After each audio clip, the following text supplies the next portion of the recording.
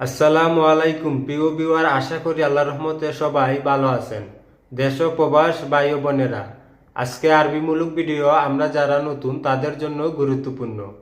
আরবি এডিটের নিচে আরবি শব্দগুলা, বাংলা এডিটের নিচে বাংলা শব্দগুলা।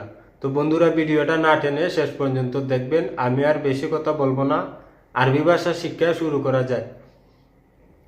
আনা জেদিদ নফর, এর অর্থ হচ্ছে আমি নতুন লোক। আমি নতুন লোক আরবিতে বলে আনা জেদিদ নফর।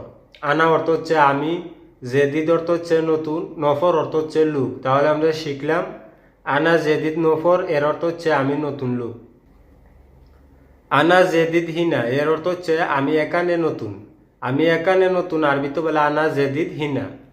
আনা অর্থ হচ্ছে আমি, জেদিদ অর্থ নতুন, হিনা অর্থ হচ্ছে এখানে। তাহলে আমরা শিখলাম আনা জেদিদ হিনা, এর অর্থ হচ্ছে আমি এখানে নতুন। আনা জেদিদ হিজি, এর অর্থ হচ্ছে আমি নতুন এসেছি। আমি নতুন এসেছি আরবিতে বলে আনা জেদিদ হিজি। আগের শব্দ আর এখনকার শব্দ সেম সেম, খালি হিনার জায়গায় হিজি আসছে।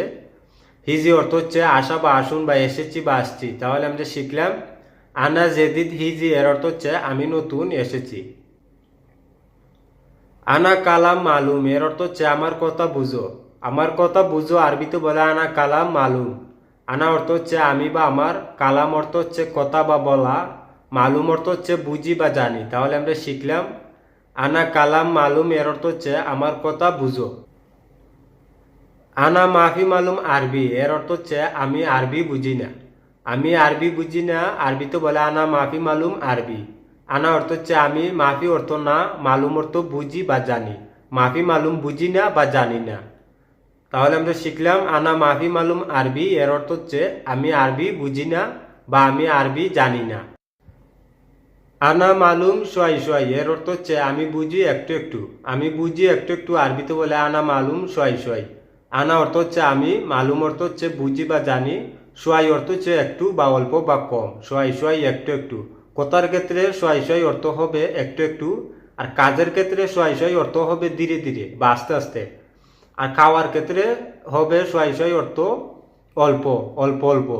তাহলে আমরা শিখলাম আনা মালুম সোয়াই সোয়াই, এর অর্থ হচ্ছে আমি বুঝি একটু একটু। আনা মাফি সুগুল, এর অর্থ হচ্ছে আমার কাজ নাই। আমার কাজ নাই আরবিতে বলে আনা মাফি সুগুল। আনা অর্থ আমি বা আমার, মাফি অর্থ না বা নাই বা নেই, সুগুল অর্থ কাজ। মাফি সুগুল কাজ নাই বা কাজ নেই। তাহলে আমরা শিখলাম আনা মাফি সুগুল, এর অর্থ হচ্ছে আমার কাজ নাই বা আমার কাজ নেই। আনা সুগুল আবগা, এর অর্থ হচ্ছে আমার কাজ দরকার। আমার কাজ দরকার আরবিতে বলে আনা সুগুল আবগা। সুগুল অর্থ হচ্ছে কাজ,